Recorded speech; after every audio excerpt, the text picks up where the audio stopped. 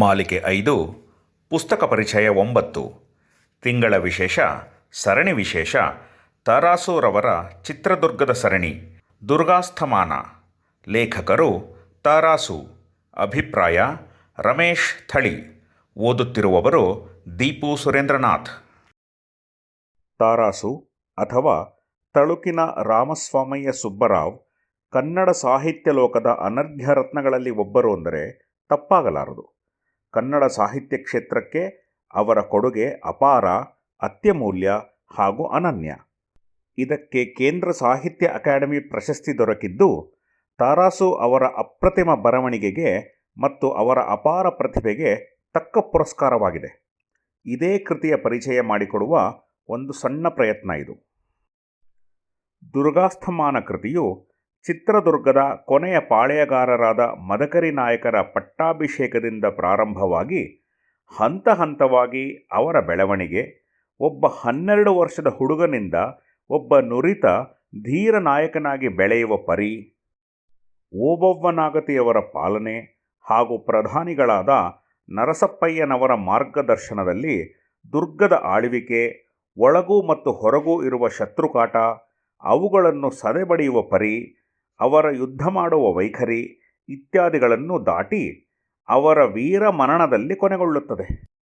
ಈ ಕೃತಿಯನ್ನು ಪಟ್ಟಾಭಿಷೇಕದ ಪಂಜರ, ಗರಿಬಿಚ್ಚಿದ ಗರುಡ, ಸಿಡಿಲು ಮಿಂಚುಗಳೊಡನೆ ಸರಸ, ಸಂಚಿನ ಸುಳಿಯಲ್ಲಿ, ಸಮರಾಗಮನ ಮತ್ತು ರಕ್ತರಂಜಿತ ರವಿ ಎಂಬ ಭಾಗಗಳನ್ನಾಗಿ ವಿಂಗಡಿಸಲಾಗಿದೆ. ಪಟ್ಟಾಭಿಷೇಕದ ಪಂಜರ ಇದು ಮೊದಲನೆಯ ಭಾಗವಾಗಿದ್ದು, ಇದರಲ್ಲಿ ಕಸ್ತೂರಿ ರಂಗಪ್ಪ ನಾಯಕರ ಅಕಾಲಿಕ ಮರಣದಿಂದ ದುರ್ಗದ ಅರಮನೆಯಲ್ಲಿ ಉಂಟಾಗುವ ಶೋಕ, ಮಕ್ಕಳಿಲ್ಲದೆ ಅಸುನೀಗಿದ ನಾಯಕರ ಸಿಂಹಾಸನಕ್ಕೆ ತಕ್ಕ ಉತ್ತರಾಧಿಕಾರಿಯನ್ನು ಹುಡುಕುವ ಗೊಂದಲ, ಹಿರಿಯರಾದ ಓಬವ್ವನಾಗತಿ ಮತ್ತು ಪ್ರಧಾನಿಗಳಾದ ನರಸಪ್ಪಯ್ಯನವರ ಮನದಲ್ಲಿರುವ ದುಗುಡ, ದಳವಾಯಿಗಳಾದ ಭರಮಣ್ಣ ನಾಯಕ, ಕಾಶಣ್ಣ ನಾಯಕ, ಕಾಟನಾಯಕ ಮುಂತಾದವರು ದಳವಾಯಿ ಮುದ್ದಣ್ಣನಿಂದ ತಮ್ಮ ಪಟ್ಟಕ್ಕೆ ಬಂದಿದ್ದ ಕಳಂಕವನ್ನು ತೊಳೆಯುವ ಅವಕಾಶಕ್ಕಾಗೇ ಕಾಯುತ್ತಿರುವ ಪರಿ, ಇವೆಲ್ಲವನ್ನು ಬಹಳ ಚೆನ್ನಾಗಿ ವರ್ಣಿಸಿದ್ದಾರೆ. ಗರಿಬಿಚ್ಚಿದ ಗರುಡ. ರಾಯದುರ್ಗದ ಜನ ಗಡಿಭಾಗದಲ್ಲಿ ಮೇಯುತ್ತಿದ್ದ ದನಗಳನ್ನು ಕಳ್ಳತನ ಮಾಡುವ ಮೂಲಕ ಚಿತ್ರದುರ್ಗದ ಮೇಲೆ ಯುದ್ಧ ಸಾರುವ ಹುನ್ನಾರದಿಂದ ಮೊದಲಾಗುವ ಈ ಭಾಗವು ರಣರಂಗದಲ್ಲಿ ಓಬವ್ವನಾಗತಿಯ ವೀರಾವೇಶದ ಕಾದಾಟವನ್ನು ಮತ್ತು ಚಿತ್ರದುರ್ಗದ ಸೇನೆಯ ಜೊತೆಗೂಡಿದ ಬೇರೆ ಬೇರೆ ಬಗೆಯ ಯೋಧರು, ಗರಡಿಗಳ ಹುಡುಗರು, ದೇಶಾಬಾಗ್ ಪಡೆಯ ಹೆಣ್ಣು ಯೋಧರು, ಊರಿನ ಜನ ಇತ್ಯಾದಿ ಒಟ್ಟಿಗೆ ಸೇರಿಕೊಂಡು ಶತ್ರು ಸೈನ್ಯವನ್ನು ಸದೆಬಡಿಯುವುದನ್ನು ಕಣ್ಣಿಗೆಟುವಂತೆ ವಿವರಿಸಿದ್ದಾರೆ. ಅದರ ಮಧ್ಯೆ ಪ್ರಧಾನಿ ನರಸಪ್ಪಯ್ಯನವರ ಚಾಣಾಕ್ಷತೆ ಮತ್ತು ಯುದ್ಧತಂತ್ರದ ವರ್ಣನೆ ಅವರ ದೂರದೃಷ್ಟಿ ಹಾಗೂ ಬುದ್ಧಿಮತೆಯ ಒಂದು ನಿದರ್ಶನ. ಸಿಡಿಲು ಮಿಂಚುಗಳೊಡನೆ ಸರಸ.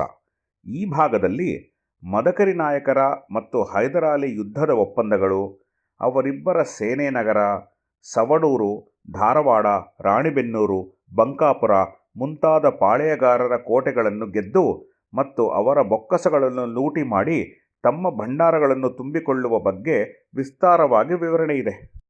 ಈ ಹಲವು ಯುದ್ಧಗಳಲ್ಲಿ ಹೈದರಾಲಿಯ ಕುಟಿಲ ನರಿಬುದ್ಧಿ, ಅವನ ಸೈನ್ಯದ ಪೈಶಾಚಿಕ ವರ್ತನೆ ಇವೆಲ್ಲವನ್ನೂ ನೋಡಿ ಮದಕರಿ ನಾಯಕರಿಗೆ ಅವನ ಮೇಲೆ ಹೇಸಿಗೆಯುಂಟಾಗಿ ಹಾಗೇ ಅದು ಅವರನ್ನು ಅತ್ಯಂತ ಜಾಗರೂಕರಾಗುವಂತೆ ಮಾಡುತ್ತದೆ.